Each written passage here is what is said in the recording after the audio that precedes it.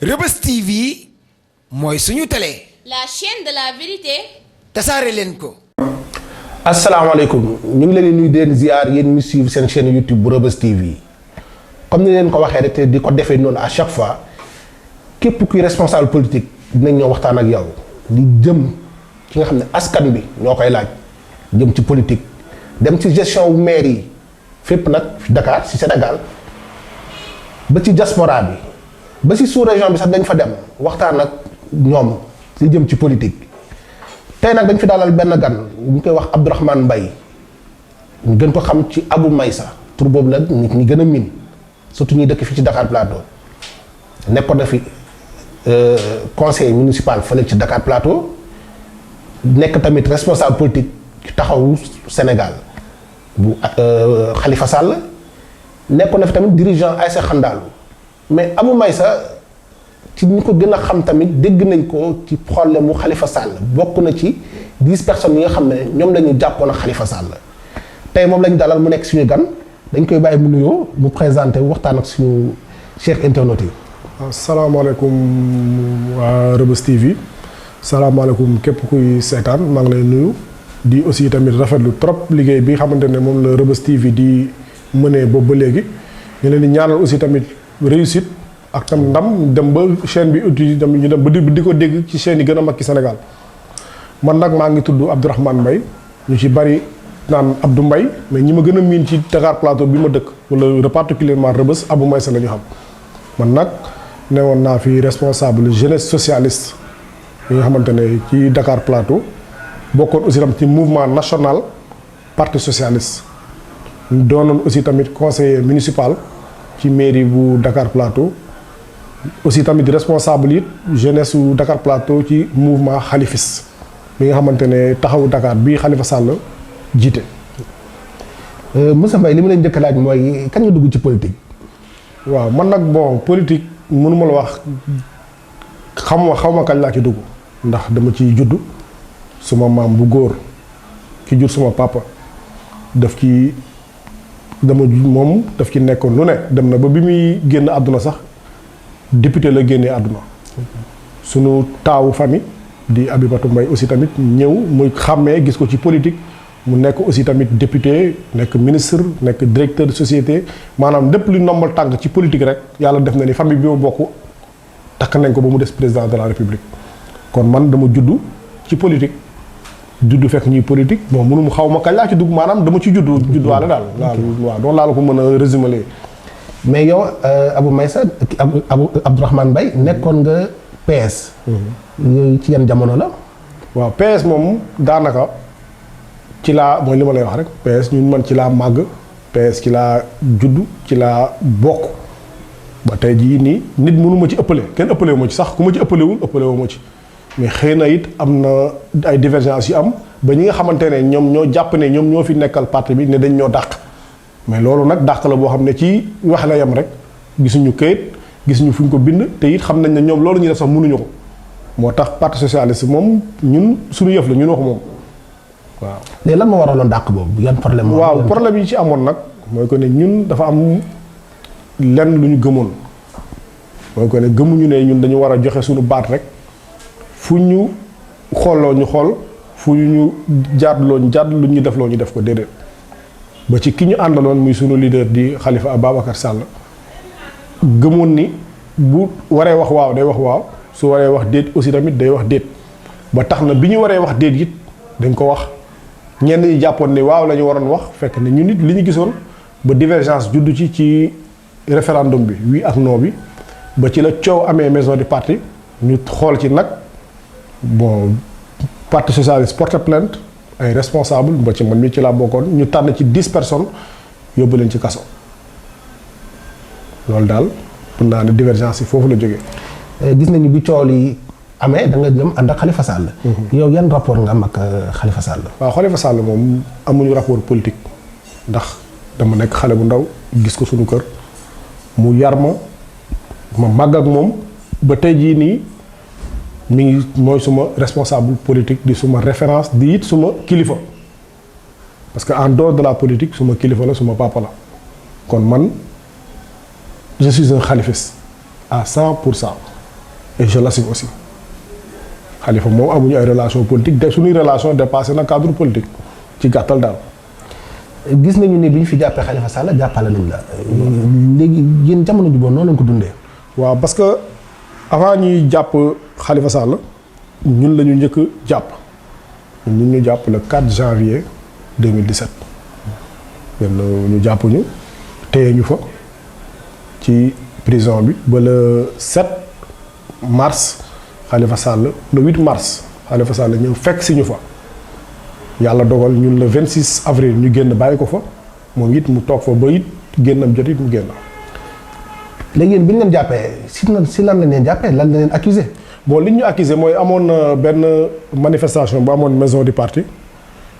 socialiste porté woon ci plainte ne dañ leen a bëggoon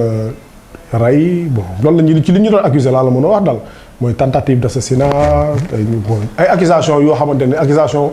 dafa sax rëy ci dégg-dégg ci loolu la ñu doon accusé bon yàlla def ñu mais lépp xam nañ ne mbiru politique la ba tey jii may wax ak yow dossier ba xamatuñu sax ñun ñi ñu accusé woon sax xamatuñu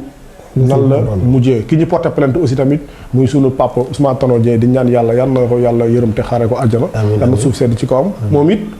ñu ko ñaanal it fi mu jëm yal na ko gënal fi mu jógee mais daal ci loolu rek lañ ñu accusé woon mais nag lépp mbiru politique la woon rek moo tax it ñun amuñu dañ ko dundee woon noonu rek moo tax ba bi mu jeexee it noonu lañ ko continuer dundee rek. gis nañu ne comme na nga ne mbiru politique la. yaakaar naa PS contribué na ci falu Macky Sall président de la République. mais ñu dem ba ci biir mu am ay clan nit yi yëpp tasaaroo. PS nekkoon fi nekk parti bu mag nekkoon fi depuis temps Senghor ba tey. yéen en tant que yéen fi nekkoon ay ndaw jamono jooju noonu la ñu ressentir seen yéen au fond de vous. bon li ñuy sentir mooy que ne déception parce que xam nga bu ñuy wax PS nekkoon na fi PS l'an 2000 la fi jógee te l'an 2000 ñu ci bari ci ñun ay xale lañ majeur ñu matuñu woon sax voté parce que man l'an 2000 17 ans laa am matuma sax âge voté kon PS bi fi nekkoon ñun xëy na dañ ko fekkee nii rek mais réalité xamuñu ko ñun ci bi ñuy dugg ñun PS bi nekk opposition la ñuy fekki ji woon PS bi nekk opposition ci la ñuy ñëw gëm ko def ci sunu ñàkk def ci sunu doole gëm ba ànd aussi tamit ñu fal le président Macky Sall man je me rappelle élection deuxième tour yi Khalifa Sall moo ñu woo yëkkati alal bu bari soññu ànd ak ñun battre campagne ci deuxième tour boobu pour Macky Sall gagné mu def ci nag lu ne ba tey nag bu ñu demee ba ci biir ay divergence am xëy na nag li olof yi di wax rek lu sotti rek am borom. xëy na noonu la demee mais it dañ koy sant yàlla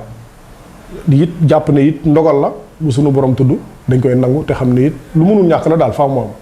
te am na it noonu lañ koo nangoo. nekkoon nga fi conseiller municipal en 2009. tey mën nañ ne Alioune Ndoye maire Dakar Plateau ci yéen la bokkoon. gis ngeen fi ngeen buddeek moom. yéen tamit loolu tamit nan la leen def. waaw loolu moom man awma sax habitude di wax ci Alioune Ndoye ndax xëy na pour x raison mais comme it lu ci mel ni Reubeuss TV bu ñu la wooyee waroon ni mën a bañal dara parce que it ñun dañu war a participer ci liy développer chaîne bi parce que chaîne bi ñun ñoo ko moom. macha allah te it ñun lu koy mën a doxal la ñuy doxal Alioune Ndoye dëgg la waxuma sax 2009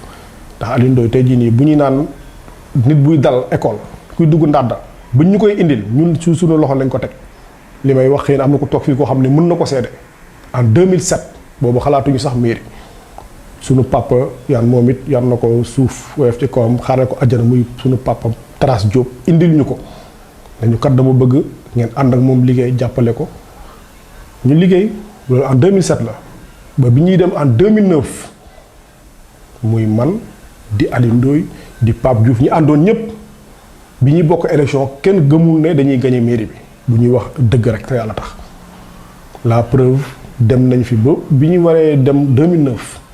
dañu dugal suñu liste mu forclos ci 2 heures du matin am na benn responsable bu fi nekk tey di responsable politique APR muy Fallou Dione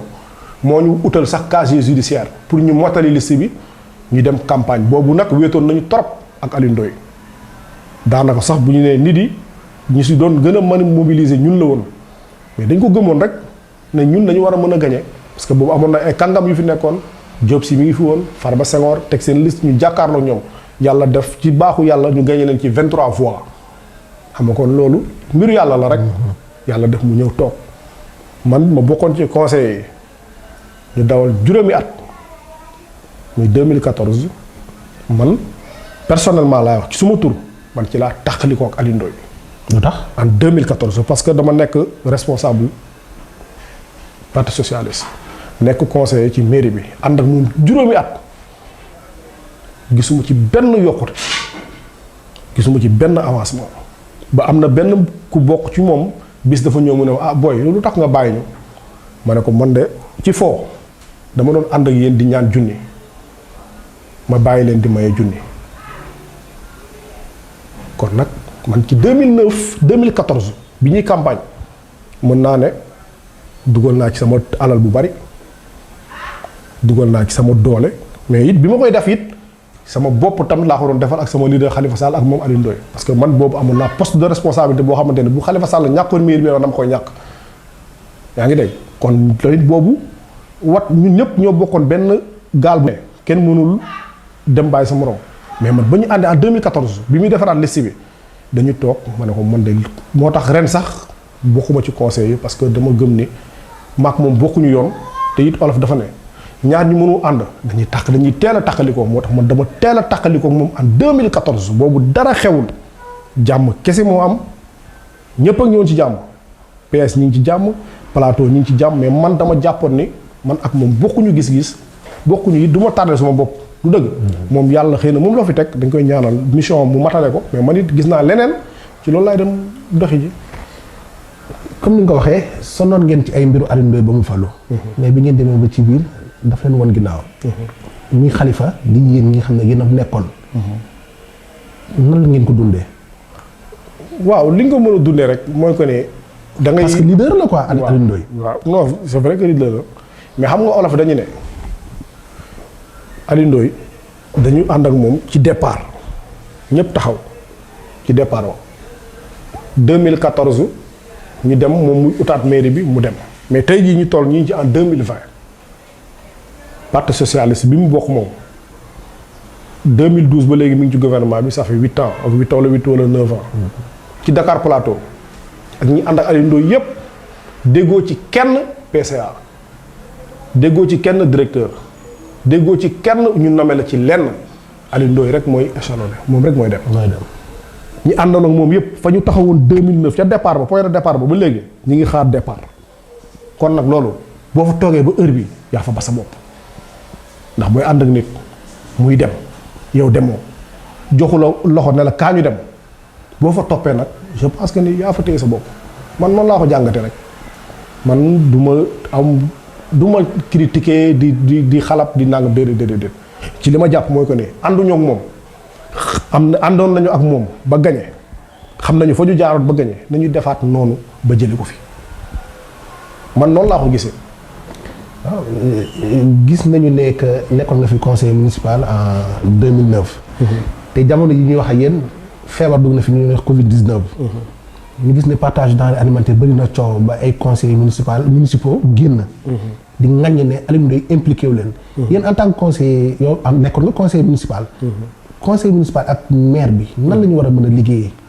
waaw xam nga man nag dama nekk nekkoon fii conseiller municipal. mais it agent ville de Dakar la yàlla def may fekkee yeneen conseil municipal ci yeneen mairie yi di gis ne li ñuy dund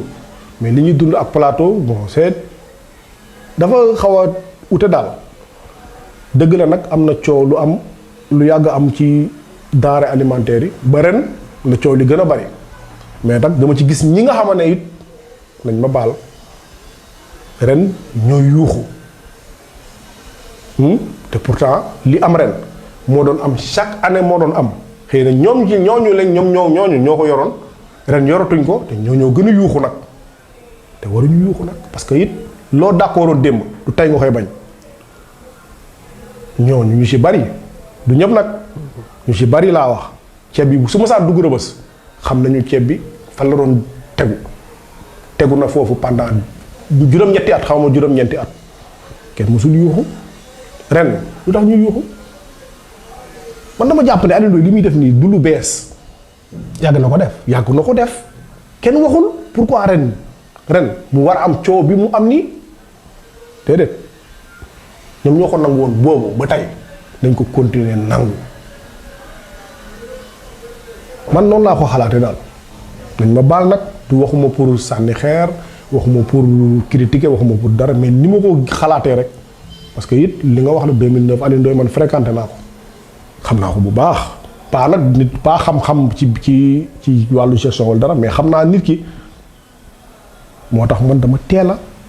jël sama yoonu bopp ak ñenn ñi mu àndal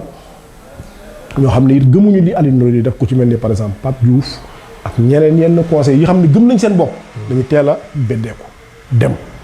ñu xañ leen lépp nag boobu ba léegi kenn déggu leen mais ren coow bi fi am nag man dama je trouve que ni warul am parce que loolu lu yàgg am la.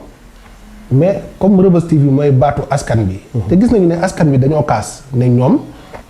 bi denrée alimentaire bi yegsee dañoo xool ñi nga xam ne ñooy ay militants Alioune Ndoye ñu jox leen ko dem ba ci récupérer carte d'identité. ñenn ñi amuñu parce que dañ leen ci génne ànduñu ak moom. yow en tant que conseiller municipal ancien conseiller municipal loolu boog yow noo ko mën a jàngatee. da nga koy ñaawlu rek nga xam ne it fii nii plateau Alioune Ndoye nekkalu fi parti socialiste nekkalu fi PDS nekkalu fi population dakaroise du Dakar plateau la fi nekkal kon tamit dama yaakaar dafa war a tëddee jaaxaanaay lépp lu muy def daf ko war a yemale ñëpp du dëgg mais moom it maire la maire bu ne am na ñu la nekkal ci ay gox ñu nekk ci gox yi te ànd ak moom gis mu koy doxal ñu doon ci ànd ak moom buñ ko dindi woon ca njëlbeen ba garab doo bàyyi ba mu màgg nga da nga koy dam ca teeteel ba nga koy doxale suñ ko dindi woon ci njëlbeen ba kon tey lii am ni tey du am mais li am ni du lu bees ci Dakar Plateau lii moo mës a am xëy na nag ren am na ñu ci beddi rek coow li war a mën a jóg nii mais lii moo mës a am fii foog ñu nangu waxante dëgg te lii nag li koy dindi du xuloo du xeex carte la liggéey ndax toog wax bi neex na trop mais Alioune Ndoye mi ay wax jëlewu ko fi. lan moo ko fi jële liggéey jóg wax ak nit yi gis li muy xam ne def na te du yoon ñu toog waxtaan ak nit ku ci ne xel nga yor surtout ñun ndaw yi parce que ndaw yi tey jii nii ñooy majeur ñoo ëpp ci électorat bi mais xëy na xamuñu dañ leen dem xamal leen waxtaan ak ñoom waxtaan conscientiser leen wax leen li fi ne xamal leen nag ne ñun ci lii lañu Dakar Plateau bii la ñu bëgg Dakar Plateau nii lañu bëgg mu doxee ñu ànd doon benn say pour mën ko fi jëlee man noonu laa ko gisee. waaw gis nañu tamit jël na fi lu toll ci 300 millions. jox ko état du Sénégal pour jàppale leen ci xeexu mbas mi. te boobu waa Dakar Plateau ba léegi ñuy xeex seen biir naan jot nañu jotuñu yow dama ne en tant que sax citoyen tey noo gisee loolu. loolu di ma ko gisee man personnellement du lu ma bett ci Alioune Ndoye. yow daal lépp lu Alioune Ndoye def. du lu ma xam nga du ma bett gis nga dafa am sama benn xarit moom mës a waxtaanal ma ne ko Sénégal Alioune Ndoye bu doon joué katu damier kuy def damier bu doon moom joué katu damier joué katu daam la. Sénégal day am champion du monde ndax lu mu teg am na lu tax mu parce que ku mënu maye junni koo xam ne mu ci temps normal mënu la may junni mënu yëkkati 300 millions di ko may état ci merci beaucoup. lu mu teg am na lu tax. 300 millions am na lu ko waral daal. bien mais loolu loo xam ne sax da nga koy seet si midi man amuma ci sa xel ñaar lu mu def rek am na lu tax mu def ko. lu deful dara gratuitement. yow loo yaakaar ne moo tax mu def ko. non xaw ma mais dama ne laa wax ku xam Alioune Ndoye. Alioune Ndoye nee naa la ku mënul maye junni ci temps normal mënoo maye junni doo may état 300 millions. d'autant plus xam nga man li tax débat bi sax bëgguma ci sori tey jii nii dañu ne dañu dugal 300 millions ci Covid 19. yàlla dogal na ni plateau bi ñu dëkk ci ñetti fan yi passé it te yàlla na fi am heure boo xëyee di nga dégg ñu ne cas communautaire Dakar Plateau te feebar bi yàlla na bu mu am fii ci Sénégal sax xumala ak Dakar Plateau mooy day rey te tey jii nit ku ñàkk bakkanam ci corbillard lañ lay dugal ku mayee 300 millions sa mairie amul corbillard. Dakar mairie amul corbillard li may wax nii kay nañ ko weddi. mairie Dakar Plateau amul corbillard nga dem may 300 millions boobu kese laa yi falaa mën a yem kon loolu nan la tudd baax la bay sa yooyu tànk ak yeneen yoo xamante ne boo ci doon développé fii ngay fanaan mais man li ma la wax la rek xëy na it man maa opté ne du ma topp nit ki ci ay réseaux sociaux ak ay nangam déedéet xëy na man dama jàpp ne kii li koy yëkkati fii mooy ay carte nu ñu liggéeyee carte yooyu laay xool mais pas di wër di wax ju bari déedéet mais ci loolu ma leen wax rek nañ ko yamale ci waxtaan bi ci loolu rek di maye 300 millions ci feebar te feebar bi ñaanuma ko yàlla ku ci génn àdduna ci corbillard la ñu dugal yow mi di maye 300 millions amoo corbillard ci sa mairie tey jii nii ñaanuñu ko yàlla bu amoon ku génn àdduna dañuy dem ci yeneen mairie uti corbillard wala nga dem ville de Dakar est-ce que loolu c'est normal. te Dakar Plateau nekk xoloon Dakar. waaw te amuñu corbillard. li nga wax rek la mooy li am rek laa wax. Dakar Plateau amuñu corbillard. li may wax nii kay télé laa koy waxee télé ngeen yor dem leen ngeen mairie ba ñu wan leen corbillard mairie Dakar Plateau nañ leen ko wan ngeen xam ne li may wax amul kon loolu baax la foofu rek laa mën a am. dañuy dugg léegi tuuti ci gis nañu ne démb Barthélémy Dias dañ ko convoqué te Barthélémy Dias yéen ay ànd. moom ci yan problème la nekk fu mu doon nii. waaw Bart moom man sama mag la yàlla def mu nekk suma xarit te fii may wax ak yow seq nañ lu bare ci li mu ne mooy ko ni dafa am ci littoral bi dafa am benn nit bu jël foofu 4000 mètres carrés ne bàyyi la ko jëlee dem te bàyyi ku ne xam ne ni état bi da la koy seede du la ko jaay moom mu dem jël jaay moitié bi 2000 mètres carrés bi bu ko tabax ci commune am te amul autorisation de construction moom mu ñëw arrêté travaux yi ñooñu yóbbu ko justice yóbbu ko gendarmerie ba tey sax ak fi may waxee yow nii ñi ngi police au point mais du loo xam ne d'après daal ni ma la ko mën a résumer loolu la mais li nekk ci biir nag xaw ma ko moo tax du ma bëgg di développer ci loo xam ne leeruma bu baax a baax mais daal en résumé loolu mooy problème bi. gisoon nañu fi ay association taxaw di xeex ne parce que littoral bi waruñu ko jël daggate ko noonu ku ñëw tabax ñu koy kaas kon moom su yaakaar naa su ko kaasee loolu war na. waaw moom kay dafa nekk ci logique gu bépp sénégalais bi nga xamante ne dafa bëgg sàmm àq ak yeleefu li ñu moom xëy na ci logique boobu la nekk parce que Sénégal nag xëy na tey jii nii jaay doole bi bari na am na ñoo xamante ne it dañ yaakaar ne ñoom ñu gën a nekk ñun ay sénégalais parce que xëy na ñun mënuñ ñoom li ñu mënul wala yoruñu mais fii nag lu fi waay yor rek keroog booy génn àdduna juróom-ñaari mètre per cas moo lay toog. dañuy dugg tuuti ci ASC Xandal de Rebeuss nekkoon nga fi dirigeant. jamono ji ASC Xandal de Rebeuss bëri na ay problème yow en tant que ancien dirigeant ban jàngat nga ci am. waaw problème moom daanaka mooy sax doxal ASC bu nee problème moo koy doxal man yàlla def nga ni nekk naa 5 ans président commission sportive Xandal 5 ans yëpp ci demi-finale laa yemale équipe bi bi ñuy demaat ma jàpp ne it ku loo jéem juróomi at antuwul day jaadu it nga génn bàyyi ñeneen ñëw parce que kenn mënul lépp bi ñeneen ñi ñëwee it suñu borom dogal na ni coupe am na mooy li ñun ñëpp doon xalaat di leen ci féliciter di leen ci gërëm bu baax a baax parce que lu ñu namoon la lu ñu gëjoon a gis ci quartier bi dañ ñëw na te ñëpp kontaan nañ ci mais problème yi nag dafa bari te xam nga it problème yi je pense que ni lii ko waral rek mooy dañuy bu ñu jàpp ne dañuy xam ne xale yi dañoo màgg te it nit relève dafa baax ci loo gis dafa baax ci relève tey jii nii am na ñoo xamante ne ñoo fi nekkoon démb man sama papa nekkoon na fi dirigeant ba man mu ñëw ëllëg dama jàpp ne samay doom ñooy ñëw kon tey jii nii dañu war a jël ñi fi ne ndaw yi fi ne te am yéene bi am pas-pas bi boole ko yenn mag yi ñu ànd dem mais bu kenn jàpp ne équipe bi maa ko moom wala lii moo tax man boo xoolee depuis ñaari at bokkuma ci bureau AG sax du ma ñëw nekkul lu ma neex mais damay jàpp ne it nit am na foo xam ne boo fa tolluwee day jaadu ngay reculer tuuti pour demaat mais équipe bi moom coow yi vraiment nekk na loo xamante ne dañ koy naqarlu trop lu ñuy naqarlu te lu war a mën a ñàkk la nag aussi ndax loo ci gis rek waxtaan la ndax gënoon na fi metti dañ ko waxtaane woon kon coow bi fi nekk it bu ñu ko waxtaanee rek gëm naa ne solution dina am. kon ni nga ko déggee chers internautes surtout ñuy dëkk fii ci Rebeuss suñu toogee waxtaan solution dina am Abou Mbaye sa mën naa ne monsieur Abdourahmane Mbaye suñu émission tire à sa fin. dañ lay bàyyi nga tàggatoo. ba pare joxe ay conseils ci ndaw Dakar Plateau parce que yaakaar naa politique ñëpp ñoo ko moom ñëpp war nañ ci xaj nañ ci ñëpp war nañ cee wax. waaw li may wax rek mooy ko ni xam nga dañu ne ñu si bëri dañ naan politiciens yi nañ ma baal ci kàddu gi du ñu ay waxatu dëgg. moo tax léegi population bi ñu bëri. ñëpp loolu la ñuy wax te it yàlla dafa def ni politiciens yi man gëm naa ne keroog yombal xiyam kenn du leen jiitu aljana ndax tey jii nii ku ci feebar ku ci am sa ordonnance doone xaaral ma dem xooli imam bi doone xaaral ma dem chef de quartier bi politicien bi ngay woo ku ci ngénte politicien bi ngay woo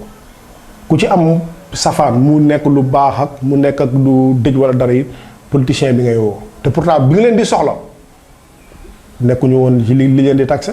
mais bu leneen amee rek ñu bëgg leen taxé foofu ma yaakaar ne loolu du image bu rafet daal bu ñu war a jox politiciens yi certes que nag ñun aussi tamit war nañu xoolaat suñu bopp xoolaat suñuy doxalin xam ne it ay ndaw lañu di lancer un appel jeunes Dakar Plateau yépp particulièrement nag man fi ma bokk parce que fi ma bokk rek moo ëpp coow yépp muy Dakar Plateau muy Khalifa Sall ndax tey jii nii. dama lay dog tuuti ana Khalifa sax laay bëgg a wax. ana Khalifa mi ngi fi démb rek ñëw na gendarmerie soutenir raqam muy Barthélemy question bii nag ñu bare ñu ngi koy laaj ana Khalifa Sall fu mu dugg fu mu dem mais ñu fàttali nit yi ci ne nag Khalifa Sall it du xale ndax ku dem ba am 60 ans nekkatoo xale yàlla def mu toog 30 mois tëdd ko ci benn néeg kaso kon bu génnee it day jaadu mu dem xoolaat wér-gu-yaramam xoolaat santeem xoolaat njabootam balaa muy mën a engagé wu waat ci activité politique mu si cee jóg nag mais it nañ loolu tamit nañ ko nangul xam ne it mbiru wér-gu-yaram nit mën nga dox nii mais itam day jaadu nga dem defaat bilan général ci sa yaramam ak lépp mais mi ngi fi mi ngi ci jàmm alhamdulilah macha allah ñi ngi déggante ak moom bu bare ma koy aussi tamit nuyu de passage xam naa ne tamit lii dina ko seetaan incha allah loolu moom xam naa dina ko seetaan bu génnee man mii wàll boobu dinaa ko yónnee mu seetaan ko di ko lancer un appel aussi tam ak xalifa si nekk ci Dakar Plateau yépp parce que it nañu bàyyi dañu bëri ay wax yu bari ku ci ne taxaw naan maa fi nekkal Khalifa Sall Dakar Plateau maa fi nekkal Khalifa Sall diw te it Khalifa bi mu nekkee kaso bi ñuy def parrainage metti woon na bi mu nekkee kaso ñu ci bari waroon nañ ko ginnaaw tey jii nii damay profité ci occasion bi di remercier Pape Diouf ndax bi Khalifa Sall nekkee ci tolof wéetoon nañ ci xeex bi mais moom moo fi taxaw man lu ma mën a seede génne alalam génne xaalisam génne dooleem génne njabootam pour Khalifa Sall génn ci li mu ne ñu dem ci ay élection uti ay parrainage uti lépp mel nu moom laa la wax moo ñemoon dem au front kon tey nag bu Khalifa Sall génnee rek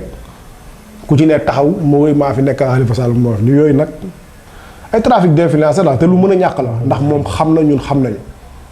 te plateau nag ci mbiru Khalifa Sall moom ku ci ne xam nañ ne kan mooy kii loolu daal laa bëggoon am benn parenthèse bu may jàllale rek. mais di remercier ñëpp di remercier aussi di remercier waa Reubeuss TV mooy li ma doon wax ci commencement bi rek di ñaan yàlla yët képp kuy doomu Dakar Plateau di doomu Sénégal ñu ñëw jàppale Reubeuss TV parce que télé la boo xamante ne mi ngi def ay mbir yu doy waar fi ñu toll nii ba tey jii nii ñun ñëpp wéetatuñu parce que tey jii ñu man dëkkuma xëy na yeewuma Plateau mais amul dara lu muy ump tey jii ci Plateau ndax ginnaaw Reubeuss TV te bëri na ak ñoo xam ne ñi ci diaspora bi aussi tamit li leen manqué woon yëpp tey Reubeuss TV mi ngi leen koy jox kon loolu dañ koy sant yàlla di ñaan aussi tam télé bi dem ba ñu dégg ko fii ñu dégg yeneen télé yi mag yi nekk ci dëkk bi daal te ñun ñëpp incha allahu rabbi dinañ ci jàpp bu baax a baax luñ ci mën dinañ ko ci def di leen ñaanal aussi tamit di leen gërëm di sant ñëpp je vous remercie. merci beaucoup monsieur Mbaye ci disponibilité bi waxtaan bi am na solo kon nag chers internautes mën nañ ne émission bi jeex na waaye duñ fi yem bés bu ne dinañ wàcc waxtaan ak ñi nga xam ne ay responsable politique lañu nekk fii ci biir Dakar Plateau problème bi dafa bari te yaakaar naa ñëpp dañ cee war a wax pour wut solution parce que lépp suñu biir la te askan bi moo ñu ñor li askan bi dund jafe-jafe yu ñu dund ñun moo ñu ñor te dañuy waxtaan ak ñëpp ku nekk indi sa solution ku nekk xalaat ne lii soo ko tegee wala tey autorité suñu tegee lii peut-être askan bi li nekk seen kaw di si ñoom dina allégé wu. dama ci profité tamit remercier suñu oustaz Aboubacar Sissoko di ko jaay yàlla nañu ko borom bi yëkkati ak jàmm salaam di souhaiter tamit koo xam ne joyeux anniversaire Mamadou Sarr doomu Marème nekk su benn internet boo xam ne ñuy suivre seen famille yëpp nag ñoom yëpp as ndaw ak ñëpp dañuy suivre di ñu jox ay conseils chaque jour dañuy woo yaakaar naa ni tey loolu rek fierté la ñun ñëpp Mamadou Sarr ñu ngi lay souhaité joyeux anniversaire nga màgg ak jàmm salaam incha allah rabbi kon nag chers internautes jërë ngeen jëf ci beneen numéro merci beaucoup. Reubeuss TV mooy suñu télé. La chaîne de la vérité. tasaare leen ko.